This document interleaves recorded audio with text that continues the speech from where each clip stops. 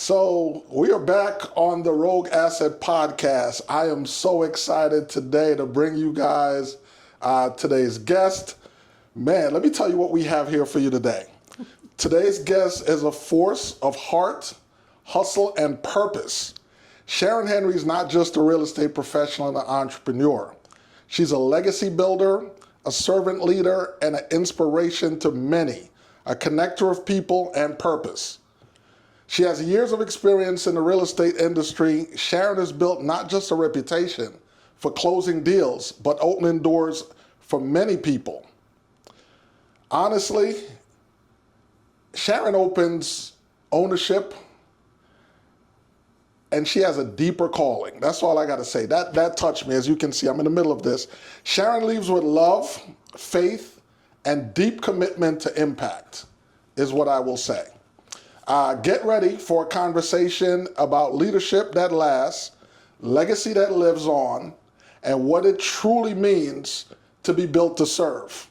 Sharon Henry, welcome to the Rogue Asset Podcast. Oh my God. I was trying to figure out who that was that you was talking about. I was like, oh my God, I like her.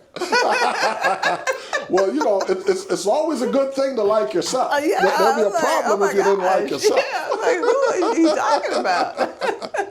You know, but that's a great way to live. I mean, if you're living a life to a point where people are saying things about you that you're not recognizing, then I would say you're on the right track, wouldn't you? Yeah, I appreciate that, bro. Thank you so much. It's a pleasure being here. Well, thank you for coming. Thank you for answering the call. All right, so we're going to jump right into it. Okay. Right? What we going to talk about? So interestingly enough, you came from a career in nursing to real estate. Yes. So what drew you to real estate from nursing? Honestly, it was the real estate situation occurred because my mom got sick. My mom had a brain aneurysm and a stroke. And I moved her from New York because she was in New York, and the doctors told us that she would never walk, speak, she would never be the same ever again. And they pretty much gave up on her. And I was like, okay, my sisters were living in New York. One sister just had a baby, the other one was pregnant. And I was here in Georgia, so I brought her here after the rehab that she had for about a year there pretty much gave up on her. And I was like, no. So I researched the Shepherd Center that's here in Atlanta, and they had some really great things to say about it. So I wanted to bring her here so that she could get more therapy. And while she was here, people would just come and visit a lot, and they kept on coming. And I would take them out, show them around, or I would refer them to someone else to show them around. And one day, and they kept on coming and buying properties. So one day I went to a subdivision, and this lady said, come here, on-site agent.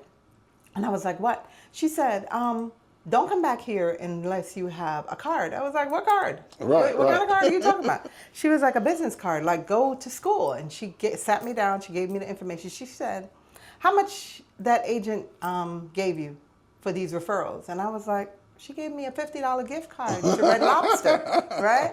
And she was like, so she gave you a gift card. She didn't even take you to Red Lobster. And I said, no, she gave me a $50 gift card. Well, now being in the industry, I know why the $50 was so significant, right? But back then, I was like, okay, no big deal. Long story short, fast forward in, she took up her calculator and she showed me the math. She was like, this is what that agent made. Several times over that you keep coming here and you're the one that's selling the houses. She was like, you're a natural at this. Go to school. She gave me the information. I went to school. She said, when you're done, call me. That was it. Okay. That was it. Wow. Yeah. So that is a great way, you know, to kind of journey into it. I've certainly watched you work. And when was the moment that you realized that your work was more about people instead of property?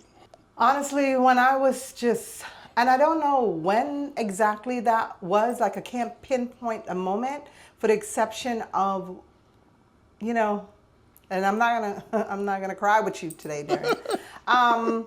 I was just volunteering and doing things a lot. And my son said to me, and he was about 8 years old, and I think he wanted to do something, and I just said to him we couldn't afford it, right? Because I wasn't making a lot of money when we got started. You know how this real estate game is.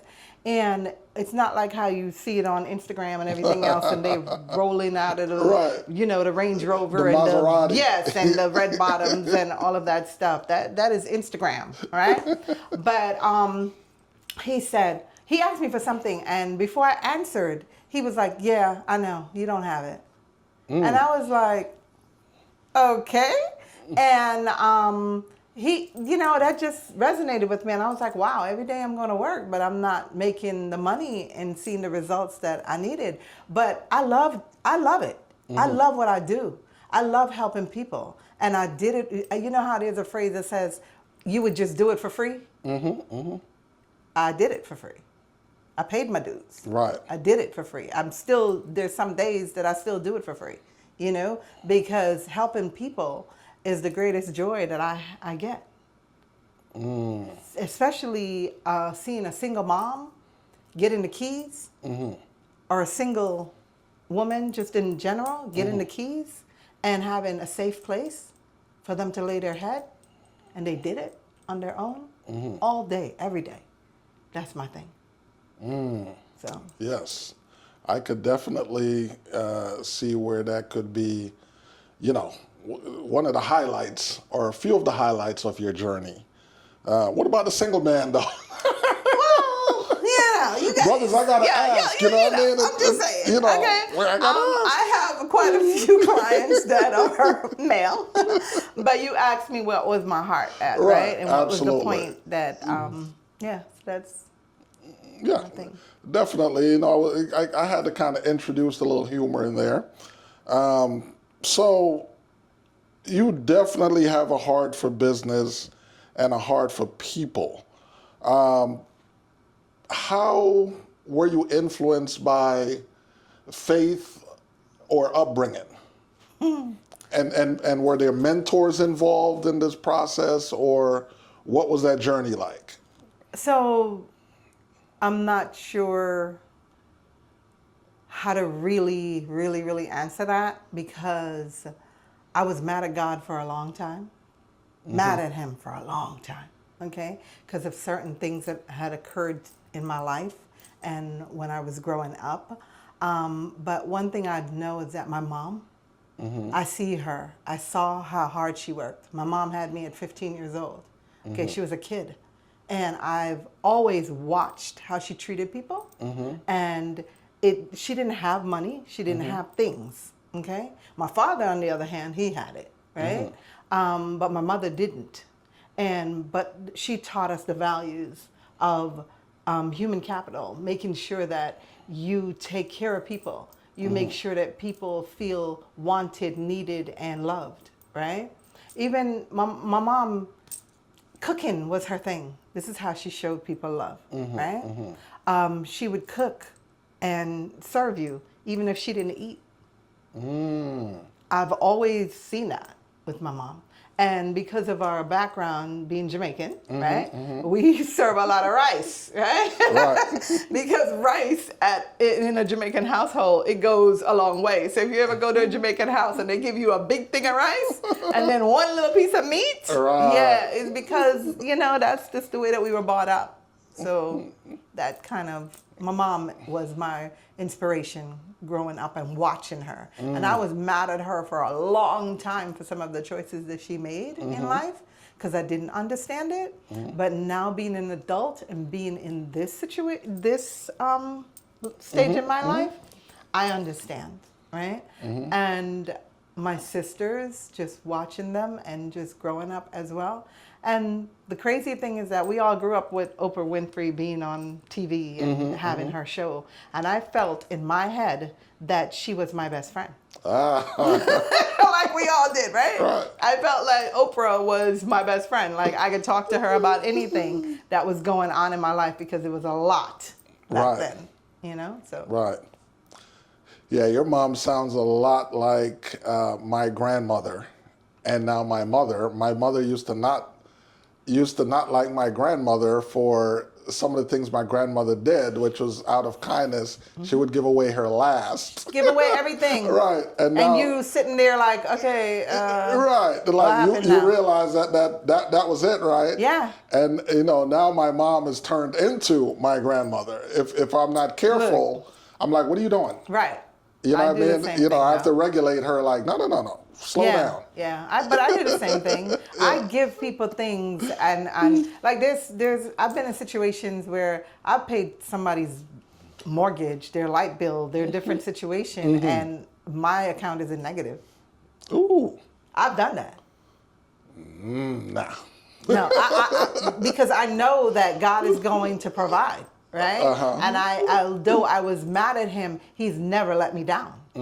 I have faith, and I know that he has never left me, and he's never let me down.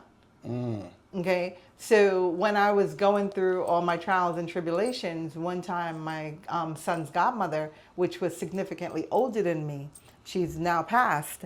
I went to go visit her, and I was going through some stuff, and she gave me a plaque, and it had that poem in it that says the footprints. Okay. Because I was just so mad, and I was like, she was talking to me about God, and I was like, I don't really want to hear it, because it's like, he don't hear nothing that I'm saying, and she gave it to me, and she said, I want you to read that. And I said, I've seen this. She said, no, I want you to read it out loud. And I read it out loud, and I just cried and cried and cried and cried and cried. And she said, he's never left you. He was always carrying you. And I have an obsession about water and the beach. The sand. It's not about even the water, it's the sand. And now I understand even more why. Because even walking on the sand, and I see my footprints, and I understand that more than anything else. He's never left me. He was just always just carrying me. Right. Yeah. Wow. Yeah, I have an obsession with the beach too. I don't know what it is. All beaches. Yes, it don't on different continents as well. That might be why. And beaches can be so beautiful. They are. Different sand colors. Different. Very. You got white beaches. You got black beaches. Right. But the crazy thing is that I'm not a swimmer. Me neither. Yeah, and then in light of what just happened with Malcolm Jamal Warner, and it's so sad because we grew up watching him, right? And him drowning in I think it's Costa Rica. Yeah, that's very sad. But I'm not a swimmer. I don't go swimming. I'll sit on the sand and do my little thing, but I'm not out there just pretending that I'm swimming and going crazy. Me too, and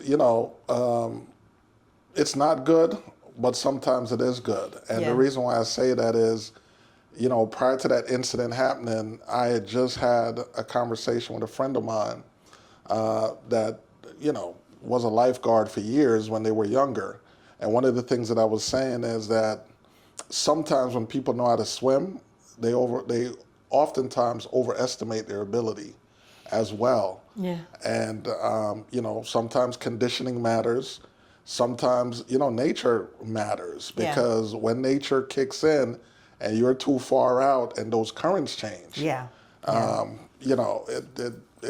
it can create some problems. And we have a pool, and I'll go in there and go from one side to the next, so on and so forth. But I'm not that person that's going to be jumping off the diving board and playing and with you in the water. Don't play with me. Don't play with me. Right. Like I watch those crazy people jump off the cliffs in the grill. Yeah, no, not doing that. Not doing that. I'll watch you, but not doing it.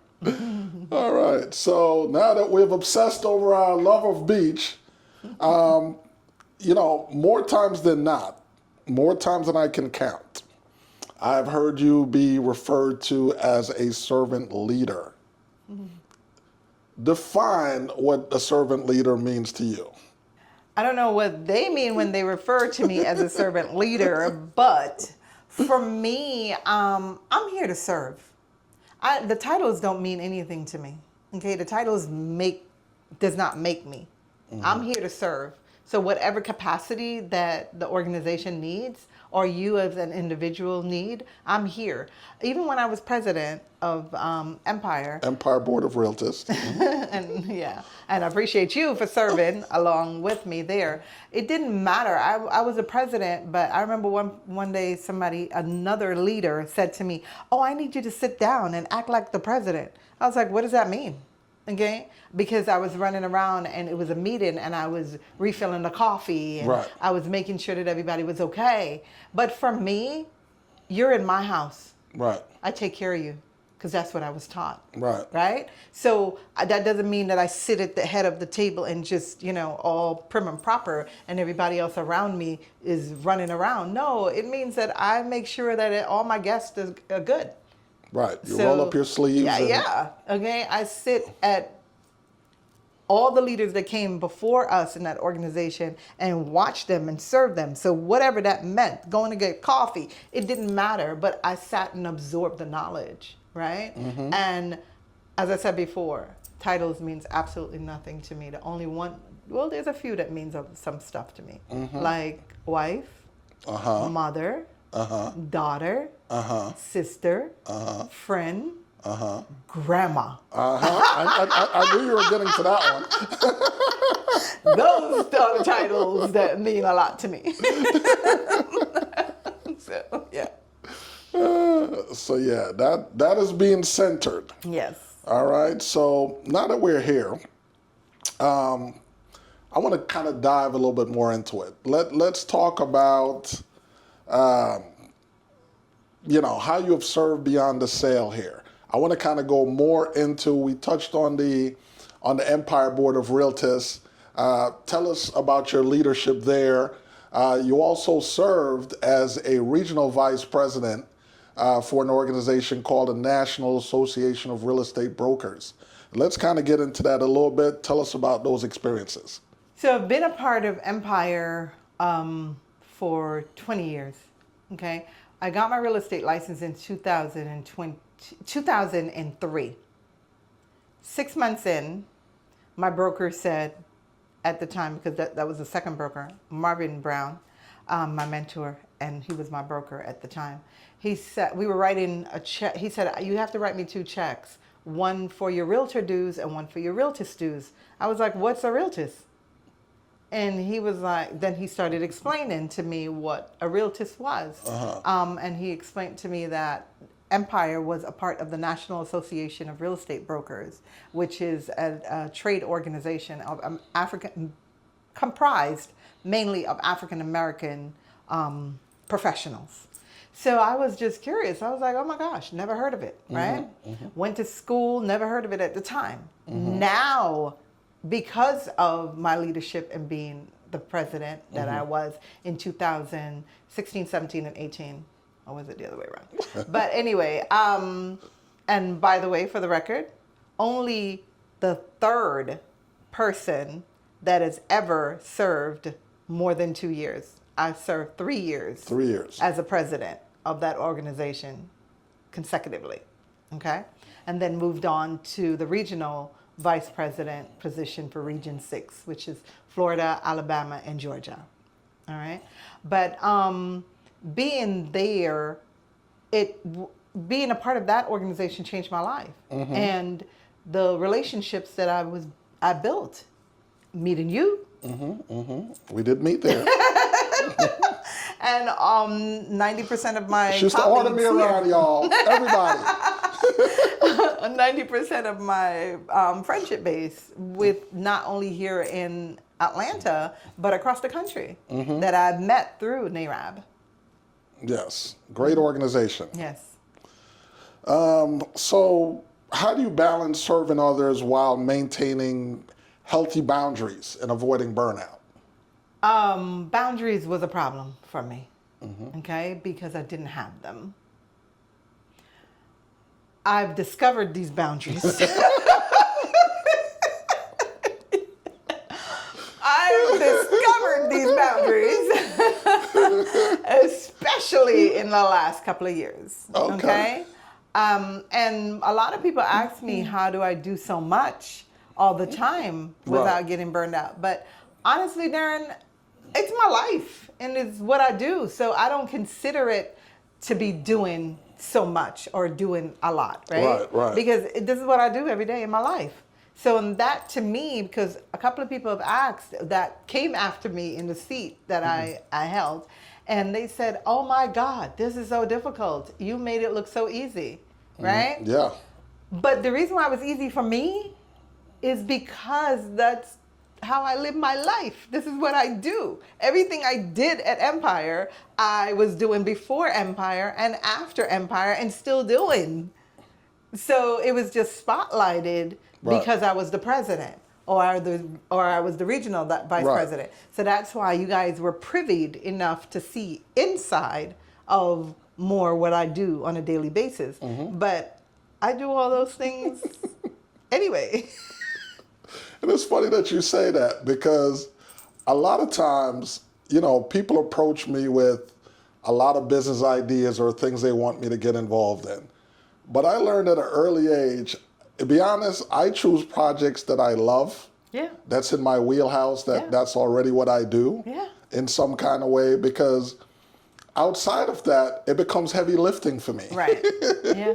You know what I mean? Like doing this podcast with me is second nature. Yeah. It's not. It's fun. Right. It's in my wheel. Right. So I always tell people the toughest entrepreneurial quest that I've ever had was being involved in a moving company at like 23, 24. I didn't like it. Because you had to move and pick up stuff. Right, and I'm not Physical labor. I wasn't supposed to, but I ended up having to anyway, and I don't like physical labor. Okay.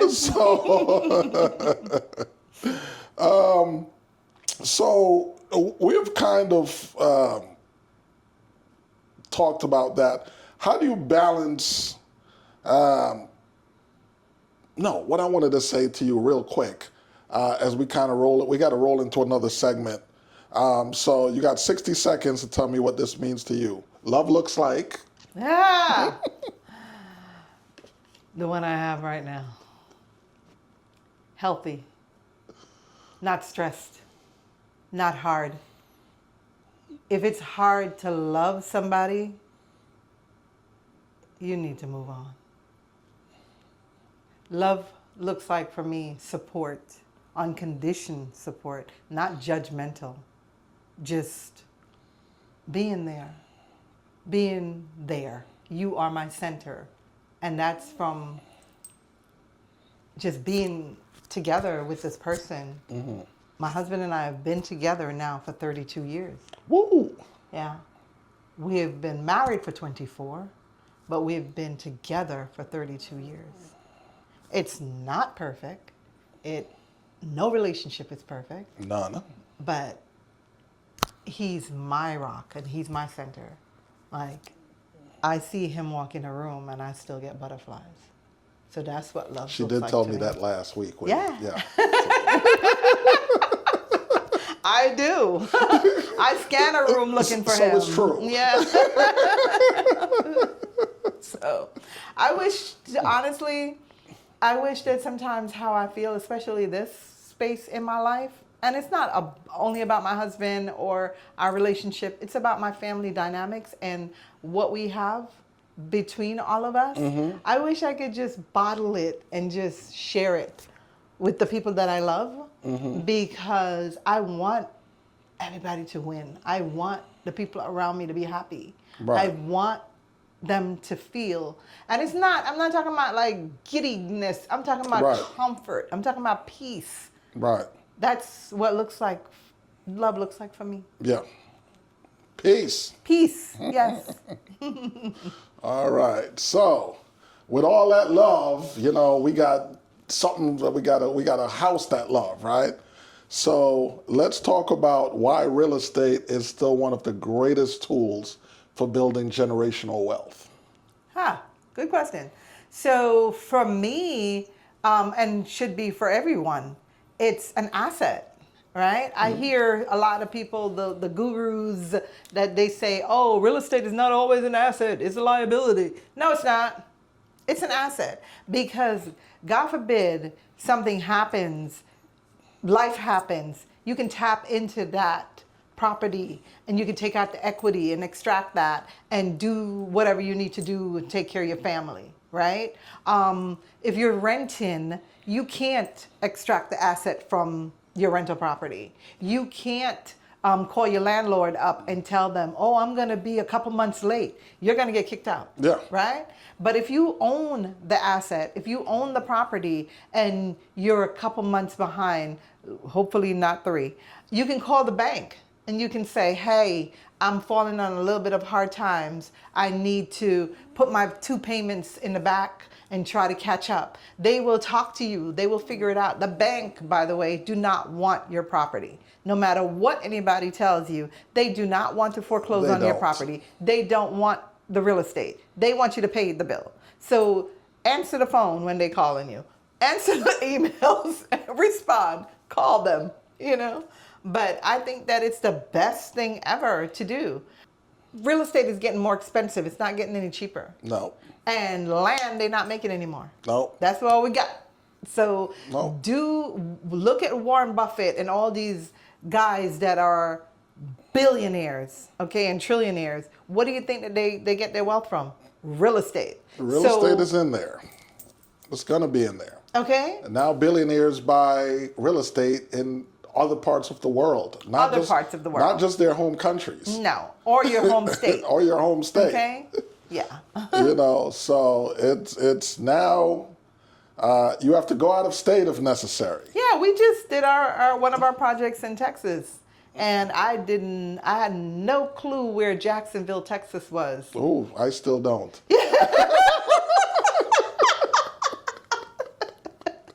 It's near a little town called Tyler, Texas. Okay, yes.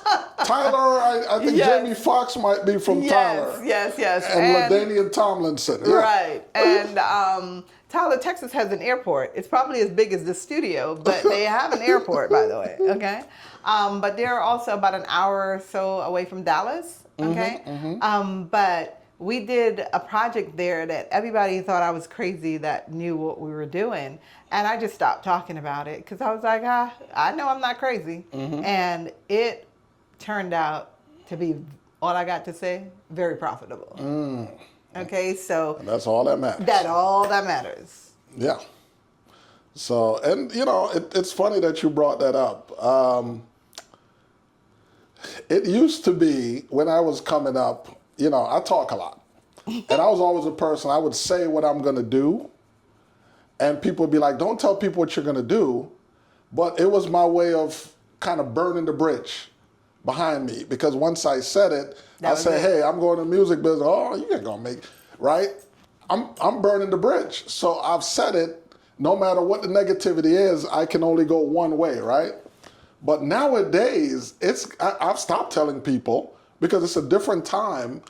And the negativity is like at an all-time high. It's ridiculous. From angles that weren't there. Ridiculous. You know, years ago. So your best bet on whatever investment entrepreneurial journey you're on these days is to keep your blinders on, focus, keep the naysayers out. That's it.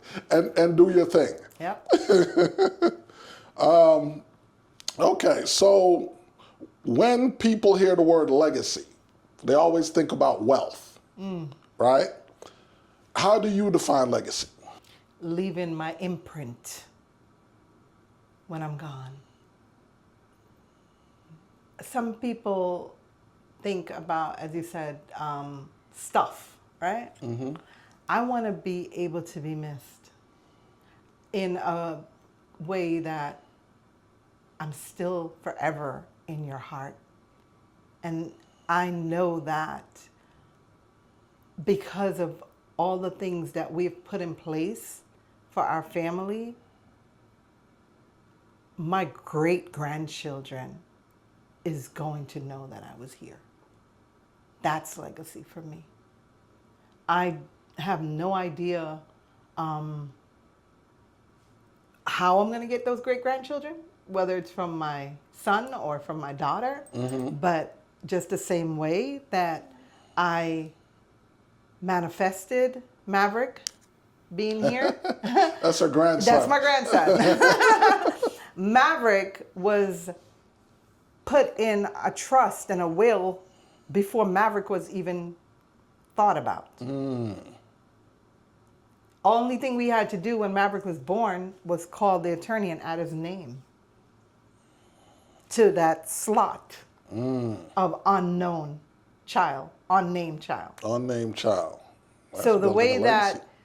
we have set up our will and our trust is generations down the line will remember who Grandma Sharon was and Grandpa Trey was. Wow, it's a great answer. She not only defined how she thinks of legacy, but she gave you an example. Okay, she gave you examples. Right. So that almost partially answers my next question, which was, what legacy are you most intentional about leaving, but both professionally and personally? Well, professionally, I started a nonprofit, and it's called Jocelyn's House. Jocelyn's House is named after my mom. My mom, as I mentioned before, had me at 15 years old. She was a young mom.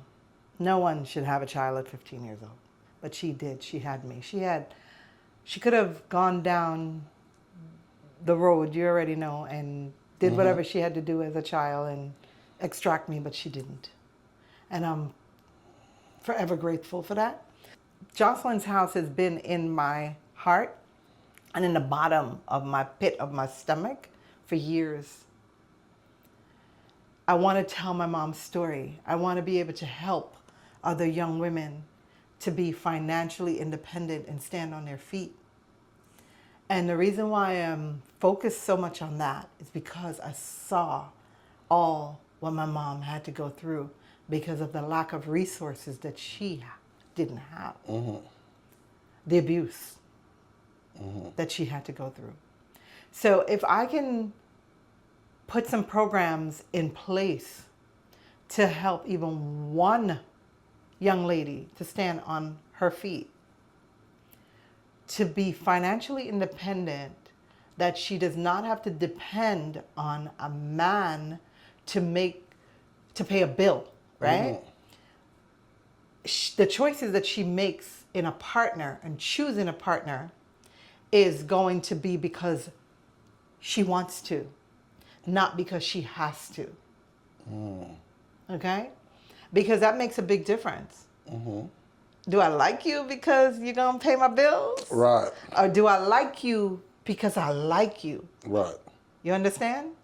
And we could get a little even rawer than that because we're Jamaican. You understand what I'm saying? Yeah. But in our culture, the age of these young ladies that are sleeping with these older men to pay bills, and you're 13 and 14 and you're having a baby. Or 12. Or 12 and you're having a baby for a 20-something-year-old man, that's child abuse. Just in case that you don't understand that. That's child abuse. Okay? So I want to help to put a stop to that. And that's the kind of legacy that I want to leave.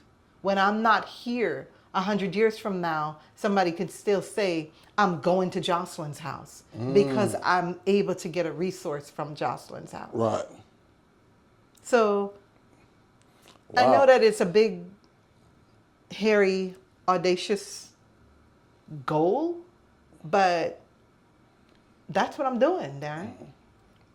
And It's that's very real. on the professional side. On the personal side, for me, again, as what we talked about, our family has sat together and made some goals of our own, right? And making sure that we don't repeat the cycle, okay? With the couple of pennies that we have, right? The couple of dollars that we have, right? Because we lost it all. As I said, my mom didn't have it, but my father had it. And then he didn't, because when he died, he had nothing, right? But I've learned from some of these mistakes. And even in being in real estate, spending the money, buying the expensive houses, doing this, living for the Joneses, living from paycheck to paycheck, doing all this stuff, I've learned. We have had foreclosures. I have had to file bankruptcy. And I'm very transparent in my journey because I'm hoping that it helps The people out there. one person that's listening. I'm an open book. I don't have anything that you can't ask. And that's one of the reasons why I asked you about the questions and you wouldn't even tell me the questions that you were going to ask me because I'm transparent. I don't have an issue telling people. We don't share questions on this podcast ahead of time in case anyone has ever wondered. Right. Yeah. But I don't have an issue. I used to be embarrassed about certain things, but for me, if I can help one person to change their life, I'm good. I love it. Love it, man. So once again, we're going to kind of circle back to what role does faith or your inner conviction play in how you approach leadership in business? I believe in God. I believe that there's a higher power. For me, it's everything. Okay? I don't get up and say, okay, I've got a 5-year plan that I'm going to do this, and this. No, I have some goals because, yeah, you have to have some kind of goals to be able to work towards, right? But for me, I just get up and whatever he has me walking through, especially on a daily basis. Yes, I have my task. I have a list that I make every single day of my tasks that I have to complete. Don't get me wrong. I'm not just getting up going, all right, God, what you got for me today? Right. Okay? No. All right, because that would be foolish and you wouldn't have any direction to go in. But what I do know is that every single task that I have on that list, to-do list, he's the one that has given me the idea or given me something to say, okay, this is what I want you to do. This is what, like right now we're getting ready to do a book bag event on next Sunday, right? And I'm not sure when this is going to be aired, but we have over 500 families already signed up. Oh, wow. And I was like, okay, God. I put it out there, and honestly, I never went back to check until yesterday to see how many families we have signed up.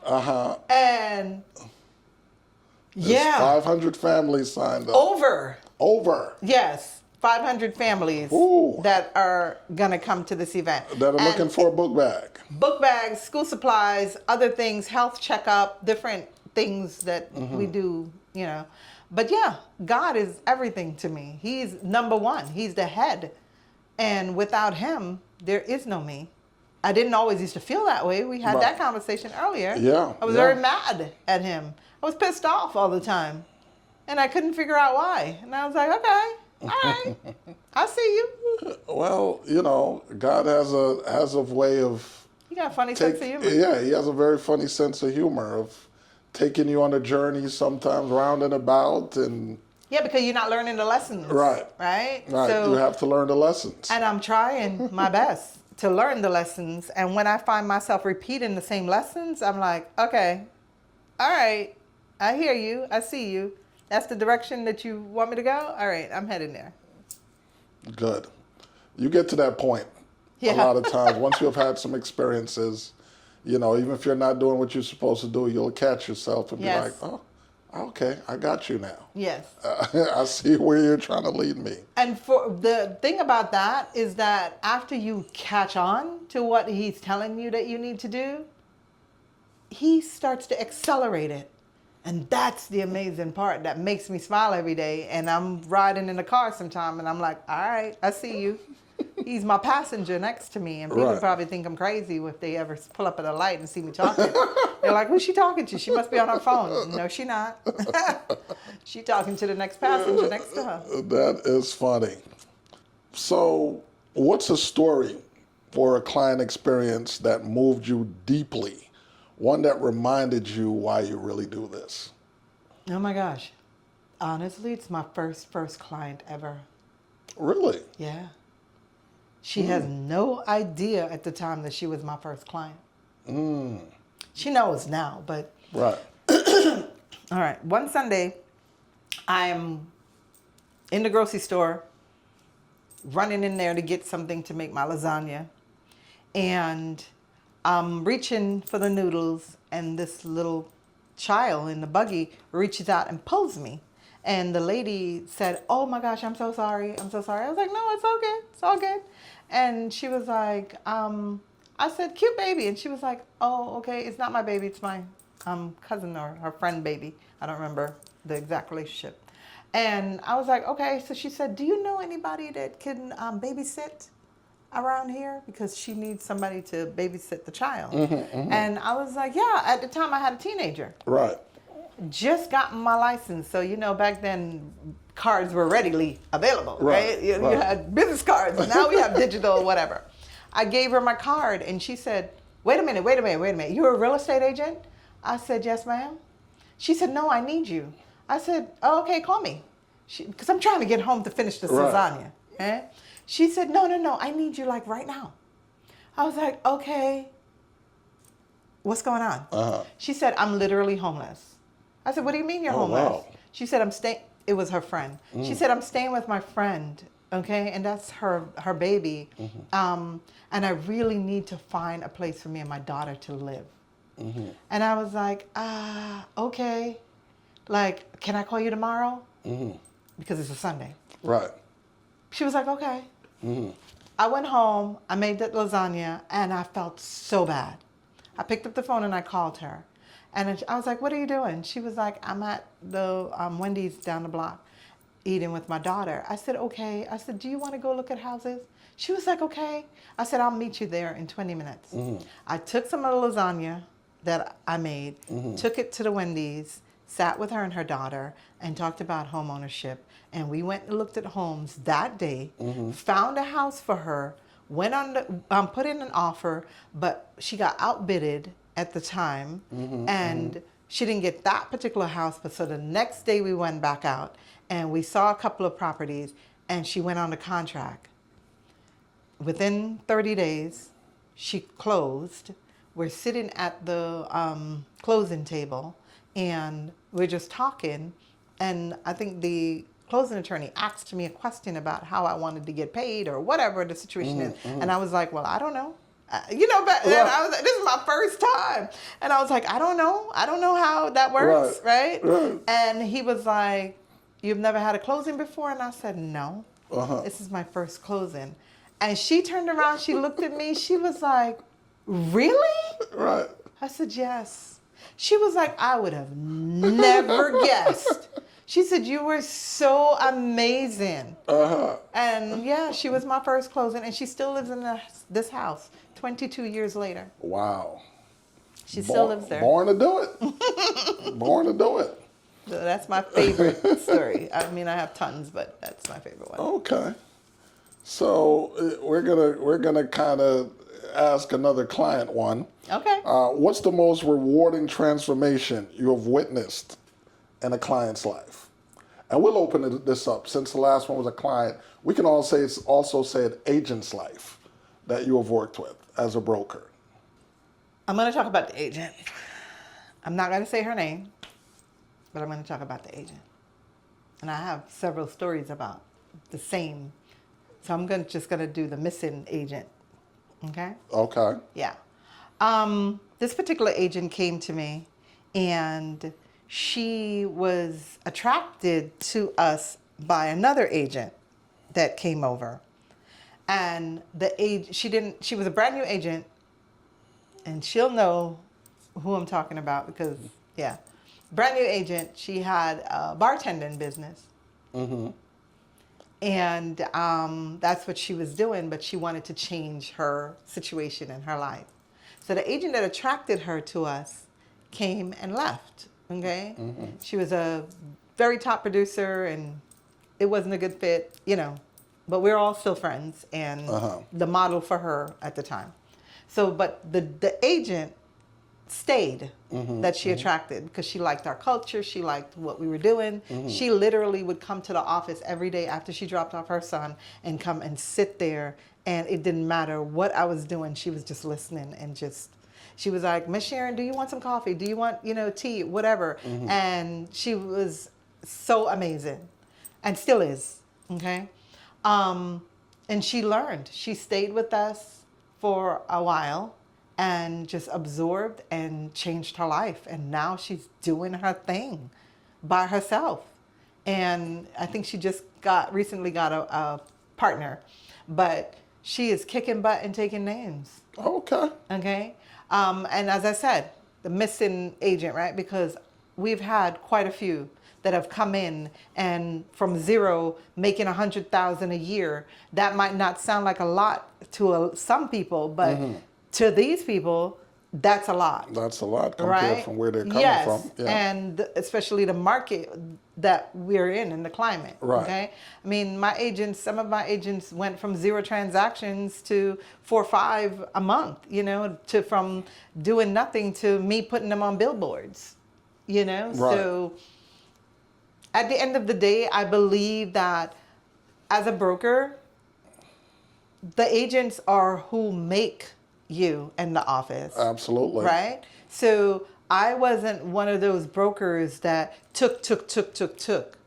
You are the agents that make and, put all the stuff together. So we would give back to them. Right. Okay. Whether it's helping them in the marketing, whatever tools that they needed, but more importantly, the mentorship and the helping them to get to where they got to be. Because you can always give somebody things and you can always do it for them. But if you teach them how to fish, they'll always be able to eat and duplicate that and take care of themselves. Yep, So, that's something I wholeheartedly believe in. and you know that as a broker, if you absolutely. don't feed into your people and making sure that they feel important, they feel wanted, they feel that they're the reason why the office is thriving, the group is thriving, all that stuff, and they're contributed and they're bringing value. If you don't make them feel valuable, they will move on. They'll move on. It's not always about the money. Nope.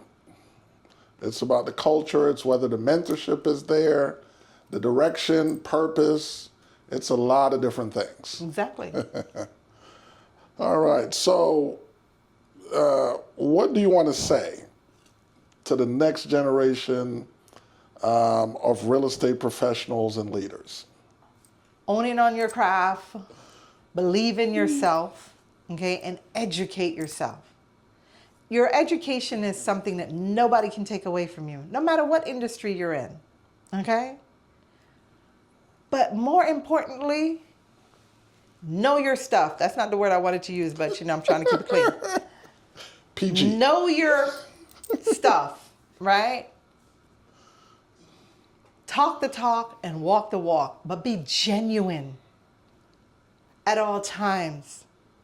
Be authentic to who you are and be kind, because you never know what someone else is going through, and your kind words and your encouragement encourages others, and people are watching you.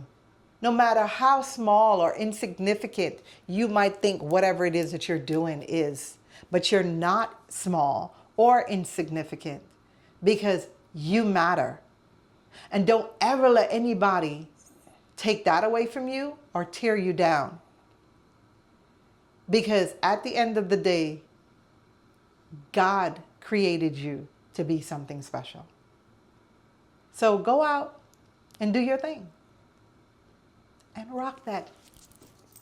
You know what I'm talking about. Rock on. Right.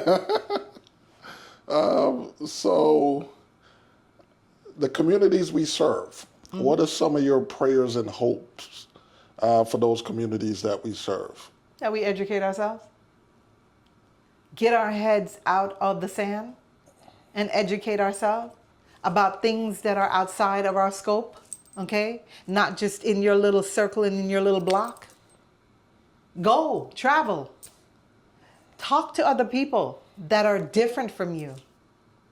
Okay? Put yourself in rooms and places that people don't look like you, that don't have the same beliefs that you have. Go understand somebody else's culture and their beliefs, because you might learn something. Absolutely. Because most of the times, there's no difference between us.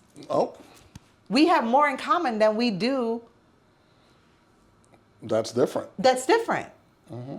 And for me, I just hope that our people wake up and get financially educated, right? Learn some things about your credit.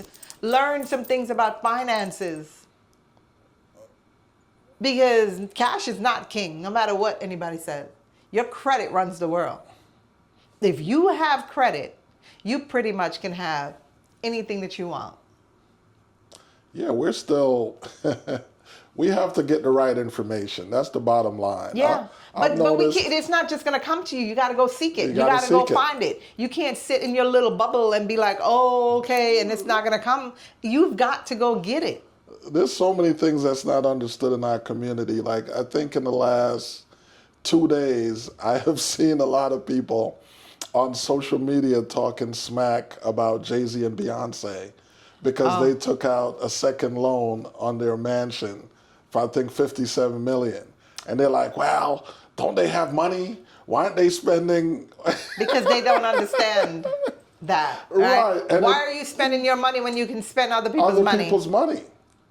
Okay, that yeah, okay. And- Yeah, I don't even get into all of that conversation because it makes no sense. It's like, if they don't understand it. Yeah, so she's saying you got to go seek the information. You got to go seek the information. And Darren, the thing that's interesting to me is that right now, it's the best time to be alive, right? You have so much information at your fingertips. At your fingertips. We didn't have that growing No. up, right? We didn't have Google. We didn't have ChatGPT. We didn't have Gemini. We didn't have Claude. We didn't have any of these. Grok. We didn't have any of these AIs.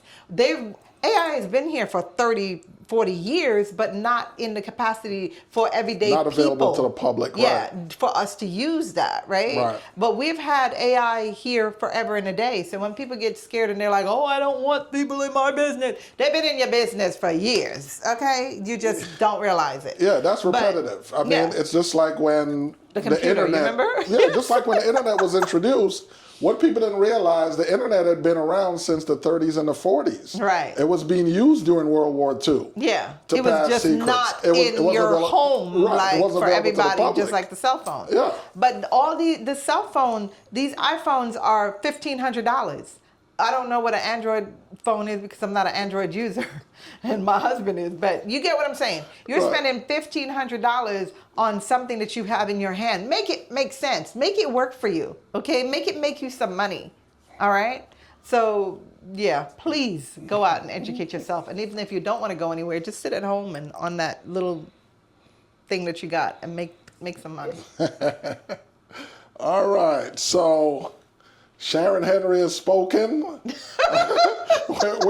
we're winding it down. So we're going to go to a segment here that I'm calling the lightning round. Right? Okay.